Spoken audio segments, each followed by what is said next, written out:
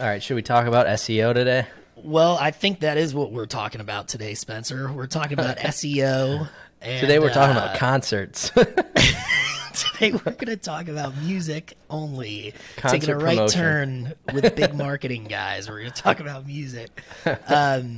Yeah, we'll talk about SEO. I have a question for you to kick off our SEO conversation. I'm so curious. I may or may not have the answer. Let's hear it. Spencer, is SEO dead? Is it dead? I've been hearing that it's dead. Is it dead? Is this It's true? alive. Is it deceased? It's alive and well, baby. It's alive and well. No, it's not dead yet. Anyways, I mean, a lot of people say it's dead, but that's the thing that we've been hearing a lot, especially since AI has predominantly taken over mass media. Like everything's AI. Oh my God, SEO is dead. People are going to be searching only on chat bots now and that kind of thing. But I don't see that. I mean, I know you're in the space too, but it's like that's all we do is SEO. I mean, most people are still going to Google. I'm not going to OpenAI to search for stuff yet. That's if I need a tutorial or something, I'll go to ChatGPT. But outside of that, I'm still searching the internet the way that I would normally, and I don't think that's going to change. I think a lot of people have high hopes that it's going to change because Google's been so dominant for so long, but people are still finding you on Google, and that's one of the best ways that you can generate business. Yep. Yeah, 100%. In the here and now, I mean, it's not much has changed, right? I think this is going to blow everybody's mind who's involved in the tech sector, but the media and the tech bros have kind of overhyped the generative AI stuff a little bit, it seems like to me. So, and I'll clarify. So if you're talking about what generative AI can do today for you, I'm like, it's in its primitive form. I think like these are the first use cases of generative AI that are, you can use it. It's useful, right? Like to some extent, I can get the first draft of an email. I can get the first draft of a blog post. I'd rather just write it myself personally, but that's kind of where we are today. If you think about where it's going to be 5 to 10 years from now, well, that's the part that's exciting. And that's the part that I think is like, it's really interesting to kind of wonder where it's going to go, and it's anybody's guess, right? I mean, it's definitely conceivable that I could get a final draft within 5 years from ChatGPT or something like that. And I think the same goes for a lot of people just kind of leapt forward with, oh, ChatGPT is going to replace search engines. And it's like, I don't really see any evidence that yet that that's going to be the case, right? Like, I don't feel as confident in that as I do in the thing I just said about it being able to spit out a final draft of a blog post eventually. Like, I think people are going to want to still browse several results and compare and contrast from different sources if you're researching a certain topic about that topic, right? I don't want someone, like, because you don't know what's going on behind the scenes. Like, if you ever got to a point where you're just trusting ChatGPT and OpenAI to scrape the web, you don't know what they're feeding you. I want choice. Like, no matter, I mean, and even with Google, you run into this. The choices that they serve you may not be the best choices. They're monetized options, but like, we have the ability to go to the second page or third page or continue to browse, and I think that's important to have that choice versus just one thing telling you, here's what we're presenting you. You don't know, are they paying for that spot to be presented to you? So I don't ever see it because, like, there's a inherent distrust right now with the internet in general. So it's like, how do you get away from that? I don't think you do. I mean, I would say a healthy distrust too, Yeah. right? I think it's healthy. Like, that skepticism is a good thing. Yeah, and one thing that gets overlooked in these conversations, we talk about AI, really the new phenomenon is generative AI. Like, AI, RankBrain, the algorithm that governs Google and what shows up in search results is AI. Like, that's machine learning, that's artificial intelligence. Like, that's been the better part of the last decade. It's already been serving you results when you, like, AI has already been playing a role in search engine optimization, just like it's been playing a role in social media and all these other places, right? So like, it's already here, it's already affecting things. If ChatGPT wants to supplant Google, it's going to have to probably replicate what they're already doing with RankBrain, just in a different UI, which is not, like, again, what you're saying is just not that compelling to me. But we'll see how it goes. I could easily be wrong. I've been wrong before, Spencer. I don't know if you knew that. You're always wrong, man. Don't listen to me. If you're listening to this, do not listen to Jordan. Headline, though, is that SEO is very much alive and well. And I'm always surprised when I hear this because I'm like, oh my God, just yesterday I converted like 25 customers from SEO. That's amazing that it's dead. Yeah, but dude, I had no idea. You know what it comes down to? It's like content is very much everything on the internet. So if content was dead, then SEO would be dead, but it's not. There's search algorithms for everything. Even YouTube.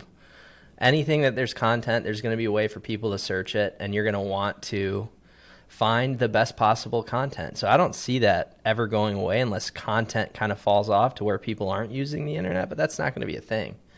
Because we also like discovery. Like, we like to find things for ourselves. I think that's what we found with TikTok and the TikTok generation, the discovery algorithm. You want to be able to find that content yourself, not be served one thing on a platter. So it all comes down to quality of content. I think you and I talk about this a lot. It's like, how do you just make your content more relevant so it's better for search? I think with the helpful content update that Google released, they're just trying to make sure that relevant content is being served to those who are searching, and people are getting the answers. You see it right now. Like, I don't know if you get annoyed by this, but I'll be searching for an answer, and you type in a question and you go to a blog post, and it's literally just a list of questions without an answer, just like one paragraph of text. And we're still seeing that can be improved. Like, someone needs to actually provide an answer, a clear answer to the question. And so I think it's just going to continue to improve as the algorithm gets better.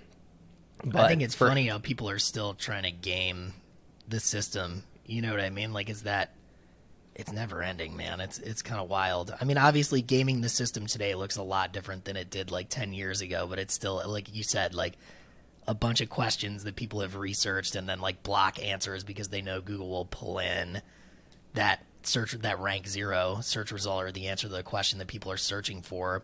I think you're right. Like, Google's mission since inception of their search engine has been to find the best possible results for a given query on the web and then serve those up to the searcher, right? Like, that's all Google wants to do. So going back to what you were talking about earlier, what you need to do is you need to be the best possible result for a given query, right? Like, it is as simple as that.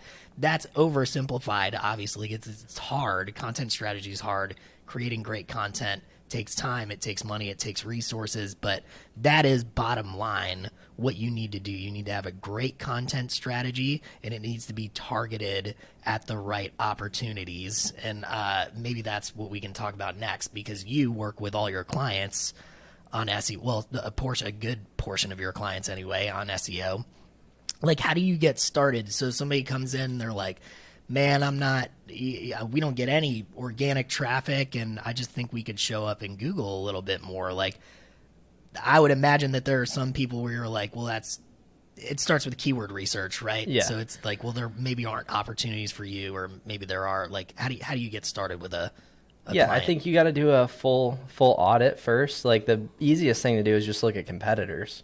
So if they aren't ranking for anything, and you have no basis, you look at competitors, but also look at their services and products they offer and do your keyword research based around those products and services and see what kind of, in the first step, you can look at long tail key terms and then the high value purchase intent key terms and find those. But the easiest thing we find is just like, who is a competitor in the space and seeing what they rank for. If we can find 5 or 10 competitors, we can pull opportunities from those and kind of find keyword clusters that makes sense to target. Now, not every business, though, works for SEO. You know this. Like, some B2B companies, like I have one client that's a logistics business. They do delivery and shipping and have a warehouse. And, they want to rank for distribution in Nashville. Well, I mean, the search volume on that is so low. That's not how people are purchasing for that particular product. They're only operating off of referrals, other people in the space. So there's just not enough search volume to go after it to make it make sense. There might be 10 searches. So not every keyword is worth going after. Not every business is worth doing SEO for. Sometimes there's other opportunities that you can focus on. But step number 1 is just finding the opportunities. Obviously, your best bet opportunities are anything with purchase intent. So if you're searching for, best illustration software, well, likely you're going to be buying some sort of illustration software. So, that's a indicator of where someone's at in the purchasing process. If you're searching questions about something like for tutorials or things like that, it might not be that far down the funnel. So you can go after things that are easier. The purchase intent key terms are going to be very competitive. You're going to have a lot of competitors going after them. And then there's long tail key terms where you can answer one question for someone regarding a product, service, software, whatever it is. And then you just go after that as a long tail key term. Usually, the competition level, you can look at a tool like Ahrefs. It'll tell you how competitive it is, how many folks are in the space going after that keyword. And for us, the long tails are usually like, 20 or below out of 100 scale. And then, the purchase intent terms might be like 30 to 100. So we do a mix of both because that number is a measure of just difficulty to rank. Like it's a competitive measure. Yeah. How many competitors are in the space? How actively are they targeting those key terms? Mm-hmm. And so we look at that and that's how we target. It's like if a client has limited budget, we may not go after all purchase intent key terms. We might do the long tail key terms and try and convert them on the page when someone gets there. So it's just a mix of what we want to do. I know you do this, but like, how do you look at when you're going into an SEO program or working with someone, how do you define which opportunities you want to go after? Everything that you just said jives like perfectly with how I do it too. It's just a matter of going. Typically, I'll go search. I work with a lot of early stage. I've always been an early stage, as a head of growth. So I'll start thinking it's highly likely that the domain that I'm working on is not ranking for anything yet. So I'll do what you did. I'll go look for competitors if I've got any, and I'll do a little search in Ahrefs on them. What are they ranking for? I'll probably just off the dome think of like, what would I search for if I was looking for something like this product? And that can turn up some good opportunities too. And I'll just compile a list, man, of, hopefully dozens of purchase intent keywords, like you said, where somebody who's searching for this is likely to sign up or purchase the product that I'm selling. I'm going to start there, right? And then I'm going to triage. So maybe let's say I've got 24 purchase intent keywords that I've got an idea for. I'll run them through Ahrefs and I'll see what's the volume. And like you said, sometimes the volume is 0 and that's disappointing, but it's just the reality. Sometimes it's really low. Sometimes it's really high. So you have to balance that with the difficulty score, because if you're early stage, like where I typically spend my time, then you're going to have a hard time competing with high difficulty keyword phrases. So if you're at like a really hard, extremely difficult, like people have been spending money on SEO for this phrase for years ahead of you, I don't know that, and maybe this is what people mean when they say SEO is dead today, but like I actually don't know that it's worth spending the time if you're new to the market on trying to rank for those terms. Not out of the gate, at least. You probably want to go find the ones that have a medium to lower difficulty and then say, okay, this is where I'm going to start, right? And then I'm going to put up a strategy for, hey, do I have the right content? So I've identified my targets, right? I've got, let's say, out of the list of 24, I've got like 3 to 5 where it looks like I can compete because the difficulty is low. There is volume there. Their purchase intent, so I know probably roughly 5 to 10% of that traffic that I generate from those keywords is likely to convert for me. So, okay, what do I want to do? Do I have pages that match the query? Is my content on those pages the best out of anybody else on page 1 currently ranking for that individual query? If not, then how can I make it better? How can I improve it? And then, of course, you have to think about your off-page strategy too, because as much as people want to trash link building on other domains, I have never it's been the case for the last decade and a half that I've been involved in SEO. Like, the links work. They help you rank. They just do, right? And it makes sense why they do, because that is the digital equivalent of positive word of mouth, right? Like if somebody's citing your page and their work on their domain, then that means they think that your domain is credible. So that's the equivalent of somebody saying like, hey, I know a guy who really, really knows his stuff with SEO. You should talk to Spencer, right? Well, that means something, and it means something digitally too. So the algorithm's probably, I can't imagine it would ever not factor in link building and offsite SEO. So you're identifying your keywords, you're selecting opportunities to go after first, you're making sure your content strategy's right, and then you're going and you're doing offsite SEO until you can eventually rank for those phrases and hopefully make money. Yeah, that's the idea, isn't it? It is. No, I think so. In your opinion, like, how do you, a couple of things, how do you define the quality of content? Because you can only do so much with content. Really, there's not that many factors to SEO. You're right. Like, it's quality of content. How does it compare to everything else that's ranking? And then there's links. And so it's like site speed is a big factor. What other factors are we missing? And then how do you judge quality content? Yeah, there's all the technical stuff. Like your site speed's got to be solid. You have to have your meta descriptions, your title Internal tags links. optimized. You got to have internal link building, which you have full control over, which actually does move the needle. I mean, Yeah. you'd be surprised how much it moves the needle. So that's got to be buttoned up. I mean, I'm pretty subjective with my content strategy. I'm typically thinking, okay, if I'm searching for this phrase, what do I want to see on this page? How quickly do I want the question answered? How concise do I want the answer to be? I'm typically starting with something very concise and like, hey, here's the answer to this question, or hey, here's the thing that you're looking for, and then I'll elaborate down the page, down the fold. If they want to go read more than they can, a lot of people won't. You're almost developing that content specifically for a search engine so that they can crawl it and say like, oh, there's a lot of content here about this topic, so maybe we should rank this page a little bit higher. Like keyword density, word count, like those are small factors, but they are factors in the algorithm that you have to consider. And then, of course, you want to compare to other people ranking on page one, right? So like, you might think, okay, I've got a really good piece of content here, and then you go click through some of the results, and you're like, oh, God, this is way better or way more elaborate or whatever. So just always keep that in mind. Somebody might have a better idea than you. I wouldn't start with that personally, because then you end up just ripping off somebody else's idea, and then you got the same thing as them. It's not going to rank better if that's the case.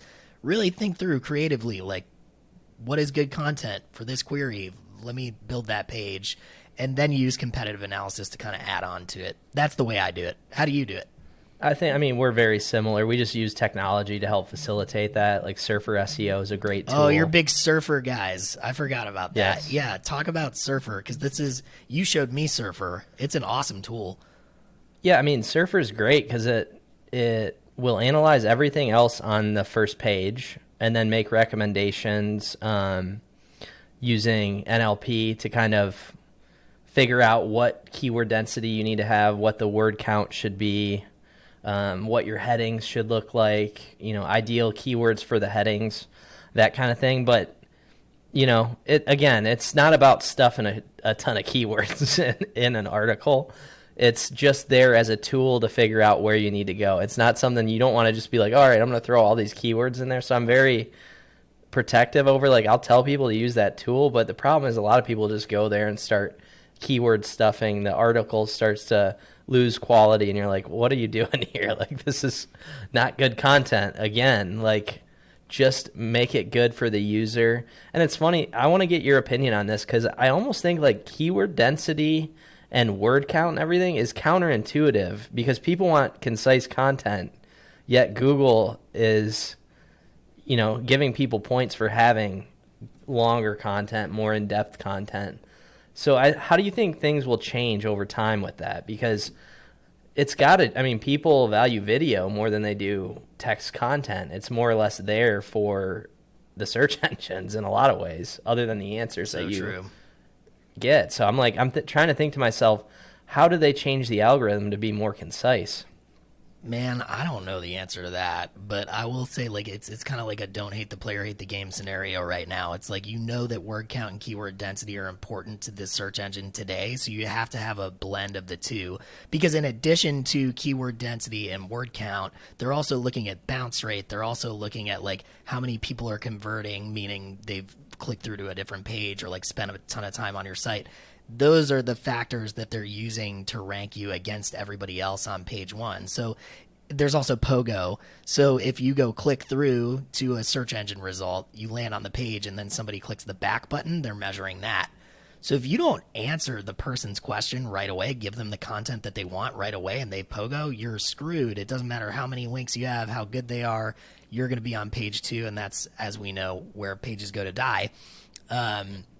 So you have to have a balance of the two. I'm talking about the here and now instead of a prediction, but like you have to have a balance of the two. You've got to have plenty of content for the search engine to crawl, and you have to do a really good job of satisfying the extreme ADD and like just instant gratification mindset that everybody has when they're browsing the internet. And man, that could be tricky. I think you brought up a good point though, like video.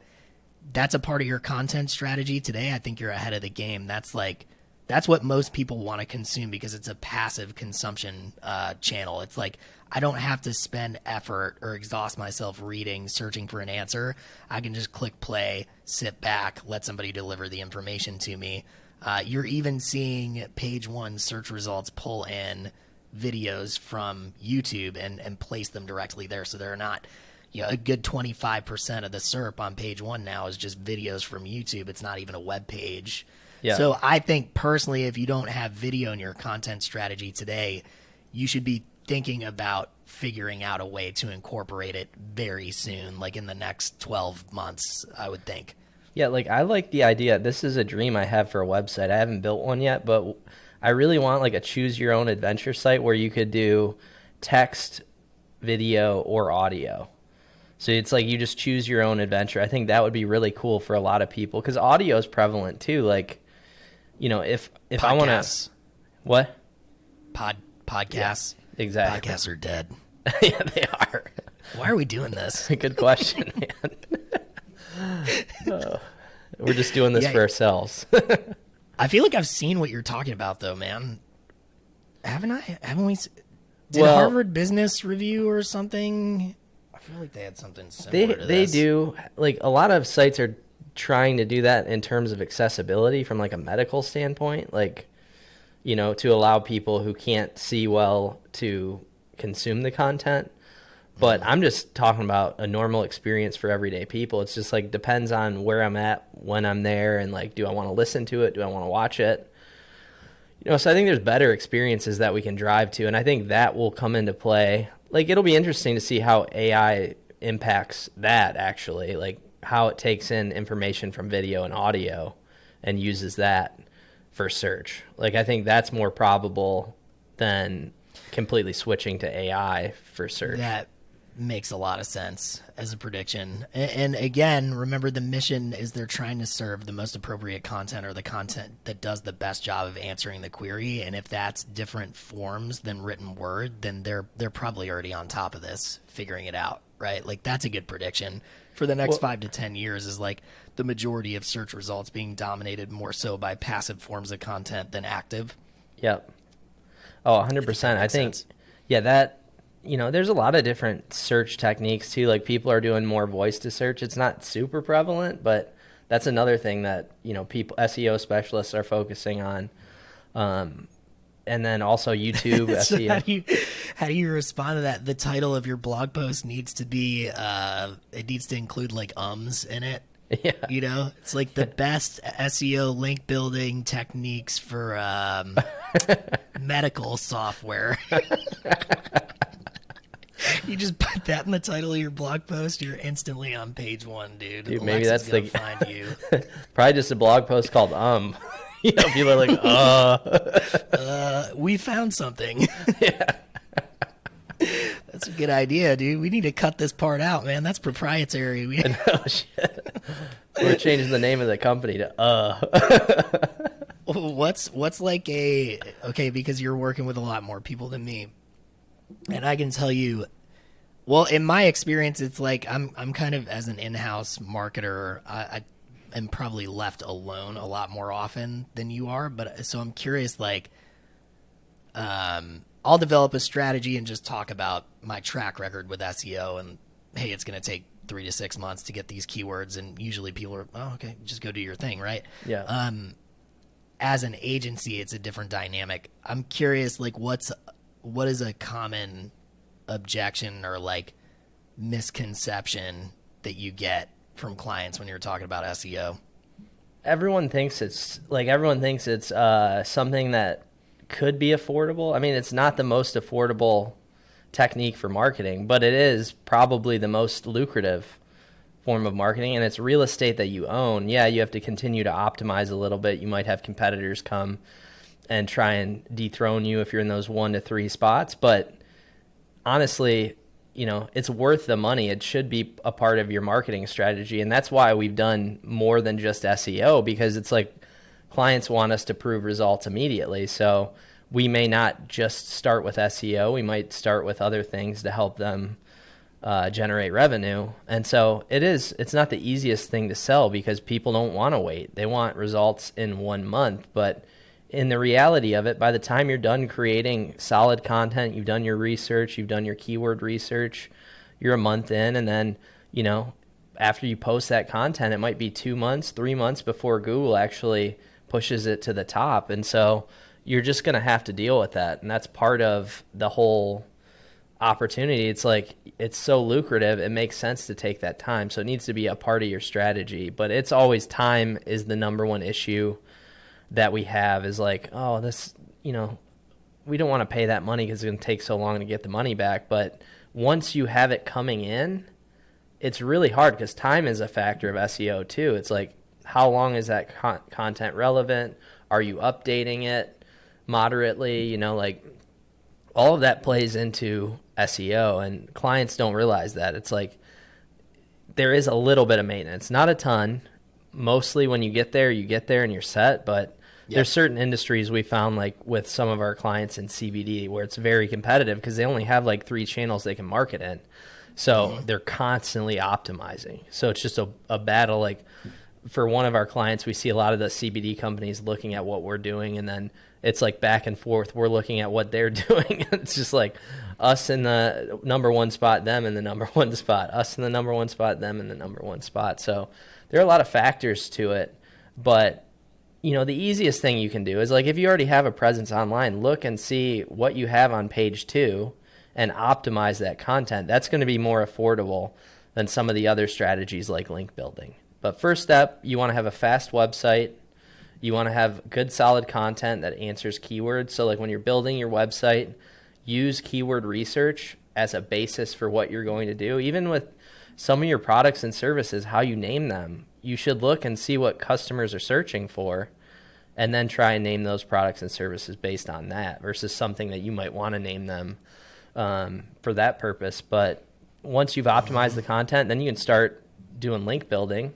So doing outreach and guest posts, that's the best thing you can do, is just find other influential blogs that you can partner with to do guest posts and link back on those keywords. So that's kind of the whole process that we do, but which is a long process when you think about that. I mean, there's a lot of steps in there that take a while, but I think you would agree, right? Like, this is, one of the best, if not the best, marketing channel for acquiring customers.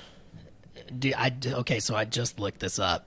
Google in 2022, their ad revenue was $225 billion. $225 billion in 2022. And that's not because they're selling an ad product that doesn't work, right? Like, there's a reason why they're dominating the ad space, and it's because there's no better traffic to drive to your site than search intent traffic, right? If you think about this in terms of a funnel, which we are always talking about as marketers, the very bottom of the funnel is somebody going, looking for this thing, right? So for you, it would be SEO agency. Okay, if they're Googling SEO agency, do you want to be in front of them Hell yeah, you do, right? Like, that's the best possible phrase. That's the best possible audience that you could get in front of. Compare it to the next biggest advertising platform, which is Facebook and Meta. And I did not look up their revenue. But I would say it is an effective channel. It can be an effective channel, but it's less effective because it's more inherently outbound. So in Meta, it's I'm passive, saying more passive. that's right. Yeah. So I'm saying, hey, I typically work with, so let's just talk about Boombox for a second. I typically work with producers, audio engineers, people who are interested in Logic, Ableton, these digital audio workstations, right? I'm targeting interests. I'm saying they're typically in the United States. They're typically between these ages, and I want to show them an ad that talks about this specific feature because I think they'll be interested in it. So you're paying for the opportunity to provide an impression to somebody in that audience of millions of people, right? Yeah. But I'm going out to them with that and going, do you like this? You know what I mean? And I'm hoping a certain percentage of them go, yes, I do like that. And they come through and they sign up. Whereas AdWords and Google and SEO is somebody going, I want this right now. And you're going, cool, I've got it, right? Like, that's just, it's going to convert at a much higher rate every single time. Well, and you think about that too. Like, I don't click on anything that says sponsored ad on Google. So to me, like, when you think about all the money that goes into the ads, how much more valuable the organic is. What do you mean? What do you do? Why are you doing that? What's wrong with you? Yeah, I know all the marketers. You're making pissed. media buyers look Me, bad, dude. Yeah. No, I mean, there's definitely a strategy for both, but to me, it's like I'm only looking at organic stuff. And maybe it's because I'm in the industry and I know what's being served. I'm the same way. Yeah, I'm the same exact way. Yeah, 100%. Yeah, I think most people are. I mean, most people are pretty wise to it. You know, it's like, we don't know what this is and how relevant it is. But I think Google does a pretty good job of, making sure that it's served relevant things. But I see all kinds of bad advertising. I know you see this too, like even with irrelevant ads to what I'm searching, which is pretty crazy that people are just wasting money like that. But it is crazy because AdWords has the quality score factor that they put into your ad rank. And if you have a really bad quality score, then you're not going to show ever. So that's, again, like serving Google's mission of I want to serve only good search results. Like, even if they're paying for it, there's still this blockade in quality score where it's like, if your page stinks and your website takes forever to load and you don't really know what you're talking about, it doesn't matter how much you're willing to pay us. We've got 10 other people that are paying us the same amount with way better content. Like, you're shit out of luck. Yeah, that's the challenge. I mean, it's hard to stick out in Google Ads. I think with organic content, you can definitely stand out because, you look at some of the content on the internet, and that's one of the problems is there's still a lot of bad content out there. It's just like not relevant to what you want. So like, it's not relevant. It's poorly written. You're seeing a lot of kind of garbage too coming out of AI. There's some good content that can be generated through AI, but you got to have solid prompts and all of that. There's just a lot of junk. Well, that's an interesting thing to talk about too, is like with the generative AI stuff on the horizon and being more and more well adopted, do you think like the content quality problem is going to get better or worse? Worse. There's more, just way more volume of content. I mean, you think about how much volume is being pumped out there. A good example is like I was talking to a guy here at WeWork, and he was telling me he sells books on Amazon, all digital books. And he's like, we're struggling because people are pumping out so much AI generated. He does fiction books, but so much is going online that it's hard to stand out. There's so many. He's like, we're really struggling, and that's going to water down the content. But I think eventually the consumer wins and is like, look, you're going to have to figure out how to meter that and judge whether or not it's AI. Is this an author that I trust? Is this a site that has a great reputation? Do they have great reviews? That kind of thing. We're going to have reputation management probably around content because there's just so much crap out there. And it's all being iterated on itself, which is the crazy thing is like, you don't know how many people are going into ChatGPT and asking for the same prompts and getting very similar content. at the same Right. time, you know? Yep. Because that's the thing. You can have, like, there's plagiarism checkers and stuff like that. But if it's not out, like, if there's 3 companies talking about a product and they're all in Chat GPT at the same time asking for the same prompt, you're not going to know if it's plagiarized until later. So until it's all published. So that's one problem I see with it. It's just like, it's not going to work for that. And then for like new and innovative products, it's not going to work at all because there's no history. Right. Yeah, makes sense. I'm Are you- curious about so we're talking about like offsite. I'm curious about 2 things.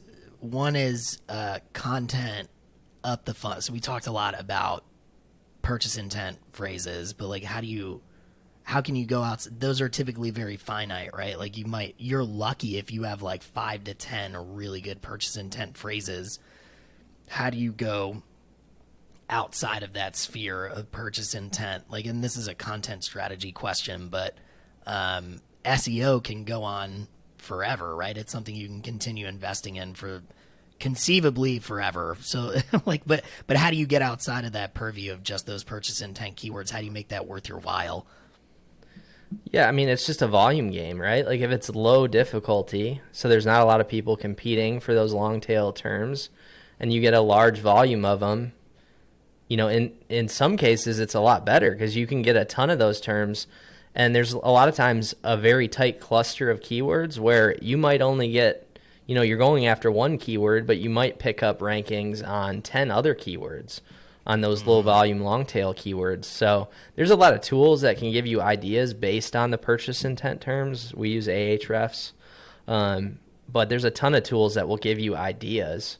Also, you can look at trending content is another opportunity.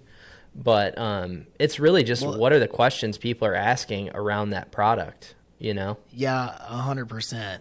It's the questions that are being asked around the product is like one step removed from purchase intent. So somebody might be in like the buying stage, but then you can go up even further, like a step back from that, and you can say just what topics is my target market interested in. You can start essentially your own little media play. So it's a content strategy, and like, hey, it's the equivalent of like a magazine or a TV station or something like that, where you're saying, how can I create content that's interesting to my target market that they'll come consume, develop trust with my brand, and then eventually enter the purchase phase, find us again, go, oh my God, they do this, right? Or maybe already be aware that they're more likely to purchase your product because they know they already trust and have rapport with your brand, right? Yeah, I mean, that's a great way to do it. I think it just comes down to budget, right? Like a lot of the clients we work with are like, you know. That's an expensive game, dude, especially when you're talking about like, hey, maybe the future is video-based content or podcast-based, audio-based content in addition to written word. Like that barrier, that cost barrier is just getting higher every year, isn't it? It is, and that's like one of the things like we're starting to try and push more like, how do we do video first? Because everything else you can do content off of video, right? Like it will cover your whole strategy versus just doing text first. It just depends again on your budget. Like how much budget do you have for production? But that's where I totally agree. I think that's where it's headed. Is everyone's going to just be doing video, and then they'll break down the video into text and audio. I think that's the smart. If I was starting a marketing strategy from scratch right now, I'm always going to have some kind of content strategy in my marketing, my go-to-market strategy. If I was starting from scratch right now, I would be absolutely video first. I would find a cheap method of video production because video production can be very costly. So you don't want to pay for like mini documentaries every time you post something, right? Because that's just going to be cost prohibitive.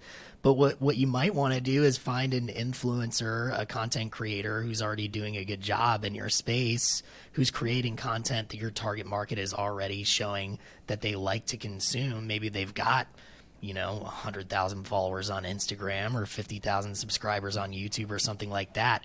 I would go out to that person. I'd start a relationship and I'd say, hey, what do you think about making some content for us, right? Because the content creators that are posting weekly, to YouTube or to Instagram, they've already figured out how to do this cheaply. They're not spending a boatload of money on their content, but it's resonating with their audience. They're growing a following. There's clearly a desire for that content, and they figure out a cheap method of production. So go talk to them. Maybe they want to come work with you on a contract on an ongoing basis. Maybe they want to come work with you full time. Maybe you can purchase their brand that they've created and your brand can now own it. Again, it's all a cost game, but that is where I would start. And then from there, I would say, okay, how can I turn this video into a blog post or written word blog post that can rank with and this goes back to what we were talking about earlier, right? Now I've got a blog post with the video that they created at the top. That's going to answer and provide a passive way of consuming the information to the reader. Then I've got all the content underneath that synopsizes the video, which took probably a quarter of the time that it would for somebody to have actually written that by hand just from the get-go. And you're satisfying both the search engine and the searcher at that point, and you're diversifying your content. No, that is, I mean, that's where you should go. And it all comes down to, like, you know, really it's how qualified is your product for your audience? And that's what you want to think about. Do you have a solid product? And like going back to everything, the whole strategy revolves around being a great business and having a strong value proposition for your customers, whether it's a product or a service. It needs to solve their problem well, and have a clear differentiator. And if you have that, you can create endless content. You can rank endlessly for different things that people need. So first step is to make sure that you do, because I see this with a lot of small brands. They don't really know why they exist, you know, and you need that content first. It's like, well, how are we different? Here? Yeah, like, I mean, you see some of these companies, they get it, they just like, you know, I'll say it with like a business. I'm just imagining like being in a conference room and like the owners of the business are like, this is the product, you know, you're the marketing guy in there and you're like, yeah, okay, but why though? Well, dude, that's the funny thing. Like a lot of these times I'll question that and I'll get a feature is what someone will tell me, a feature of a product or a service. I'm like, okay, that's a great feature, but what does it do for the customer? Like, right. Like what problem are you solving? Like that's where we need to focus. The feature. How much do you run into that where you're like, you're the marketer? Okay, because this is, as an in-house marketer, I'm obviously, before I go to a job, I'm like, is it a good company? Well, yeah, man. Is there product market fit? Is there a big addressable market? Like, what's the competition look like? All three of those things can make you look like a completely useless marketer really easily, right? But like those are out of your control. If any of those things are not in line, there's really not much marketing can do for you, right? Like to some extent, like if competition is way oversaturated, dude, you're only going to have so much success. If there's no product market fit, like, hey, there are hundreds of startups every year, probably in Nashville alone, where they're like, I think this is a great idea, but there's no market for it. There's no product market fit. It eventually ends up dying. Well, if you had jumped on as the marketer for that company, like there would have been nothing you could have conceivably done to have prevented the demise of that product other than maybe helped with product research, talked to customers and said like, hey, it should be this and not this. But I'm just curious, like, how do you run into that a lot where you're like, you get a client talking to you or a potential client talking to you and you're like, I just don't even want to go down this road? Yeah, I mean, we've had a lot of clients we turn down. I mean, some of them we take on because we know we can get them in a better place, even if it's not going to be the growth they want. But it comes down, and this is something we're getting better at with a lot of those companies, is just setting the expectation, you know, because they're looking at us to hire us as a growth marketing firm and they want to see 10x growth. Well, if you're in a saturated market and there's too many options, there's not really anything you can do about it. I mean, you can get you can get a decent growth rate for a business. Like you can do better than average, I'll say that, but you're not going to have 10x growth. There's just no way to do it. And so what we're trying to get better at is just setting those expectations. And we're operating more on a consulting angle now when we get in, because we realize people don't have KPIs set up. They don't really know what their core differentiators are, or how they compare to their competitors. They don't know their value proposition. So really the first step is doing all of that and then coaching them on what to expect out of the business. Especially when you're working with startups. We're trying to work with a little bit later stage of a company, like $2 to $10 million in revenue, but every once in a while we take on a project that's a new startup or part of a portfolio of companies that's a new company, and we'll do everything we can to help. But ideally, there's certain situations you can't beat the market at a huge rate, and everyone wants 10x growth, and you're not going to get it for most businesses. You got to have something really innovative. That's not what I read from Grant Cardone, but I appreciate your perspective too. Yeah, Grant Cardone makes it easy, man. Dude, I think this is less about marketing and more about like entrepreneurship and business leadership. But I think marketing, I guess it's about both. But I think marketing can be a big driver of growth for your business, for sure. That's its function. That's what it's supposed to do. That's why it's a part of your company. That's why it's a part of your budget. But I think what a lot of business leaders miss is that it's also a bellwether for where your ceiling is. Yeah. You know what I mean? Like, you should be looking at marketing and having a constant dialogue with your marketing leader about like, hey, how can we move the needle more? Where are the new places that we can invest in? As soon as your marketing leader starts to go, it's a little too saturated, we're all saying the same stuff, right? Like, I'm competing with 24 more people this year than I was 2 years ago. Or, hey, we're just not resonating quite as much with this product, as we used to. Like, maybe the need isn't quite there to the extent that it was when we started. You should be listening to that. We're on the front lines, right? Observing and analyzing endlessly for 60 hours a week what the customer is doing. Well, you need to take that information and say, how should this inform my product strategy, and how should this inform what I'm investing into R&D so that I can further differentiate myself? Because everything gets easier. That ceiling raises if you can find the next product that you can offer and cross-sell into your audience, or that feature that differentiates you from everybody else. And I think that's what a lot of business leaders miss, is like they'll start to go, oh, well, marketing just can't, these aren't the right guys, or like whatever it is. And this is why an average CMO tenure is like 2 years or something like that at a tech company. It's because everybody will kind of turn on that person and be like, well, they're not producing the results.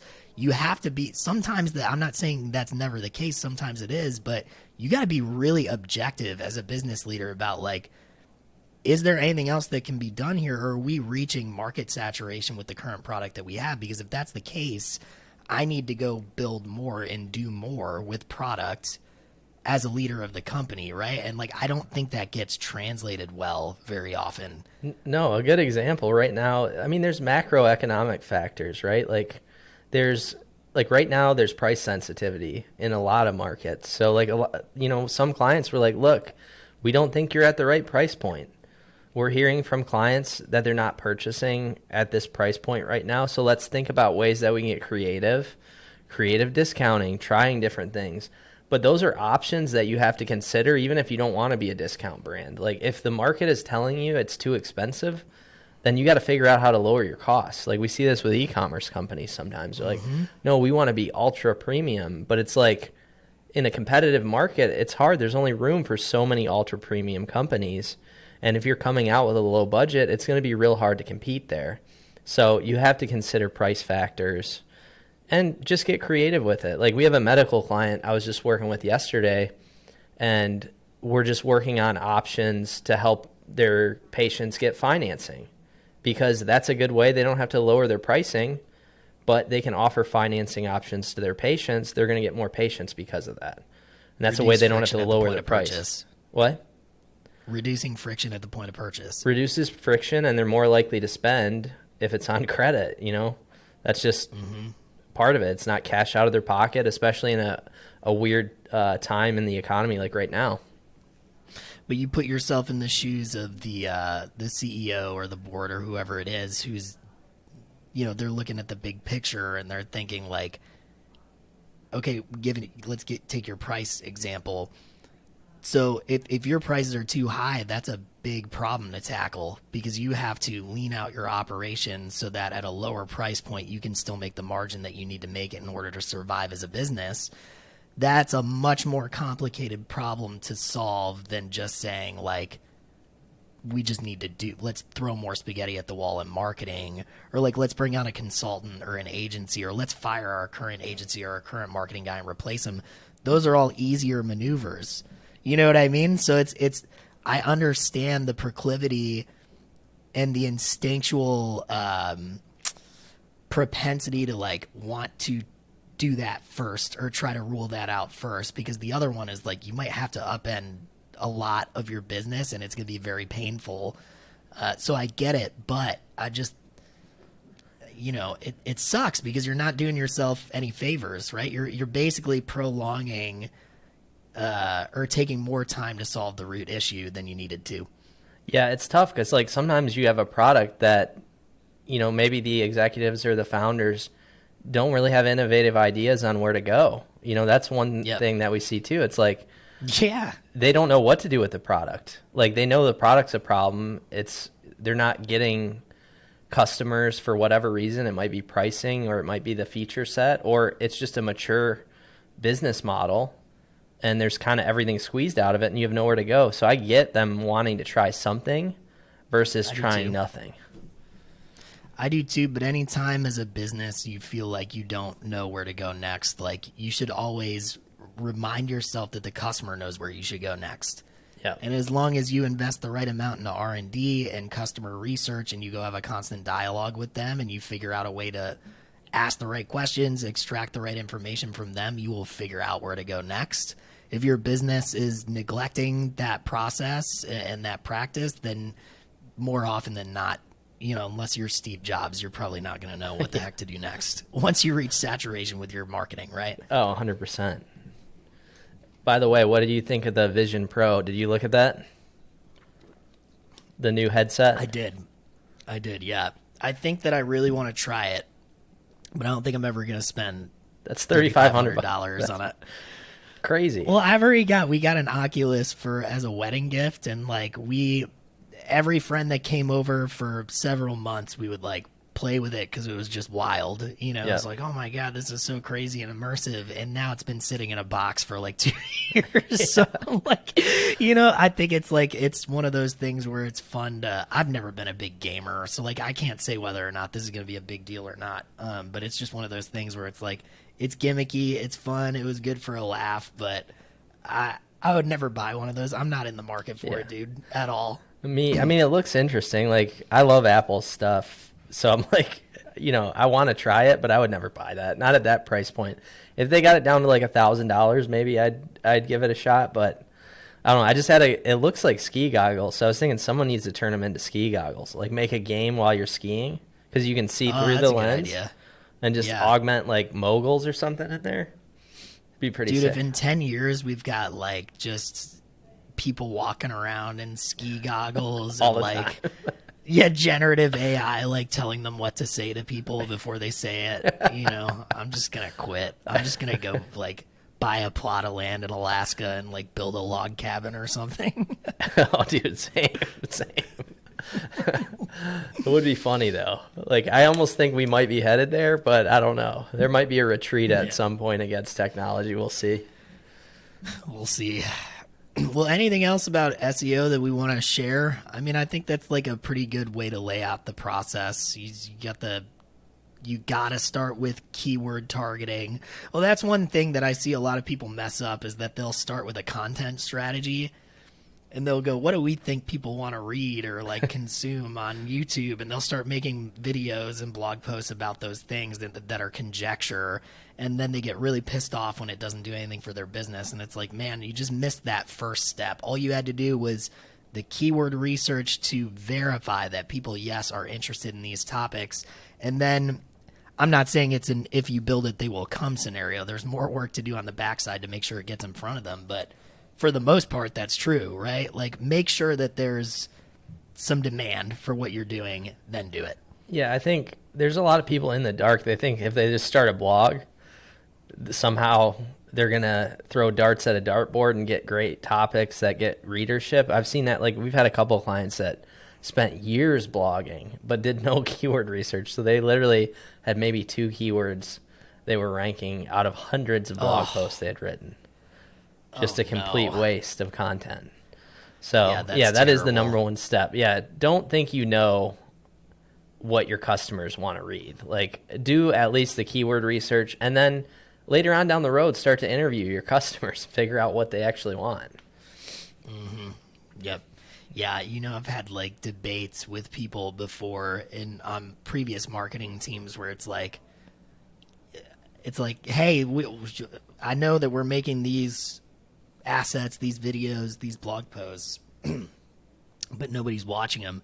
What'd be cool is if we made videos and blog posts about these things that we know people are searching for, because we've got a part of our team that can definitely get those things to rank. And it's like, it's so weird the way people react to that. Sometimes they're like, no, I know better than the key. You're like, better than the data? Yeah, than what people are searching. Like, yeah, it's like, dude, if you don't think, you are wrong half the time, even with data. So just like, keep that in mind. It's okay to be wrong, but use data to drive your decisions as frequently as possible, and you'll end up in a good spot, more often than not. I'll say one thing, because this is something that has bothered me a little bit with certain projects that I've worked on, is like seasonality.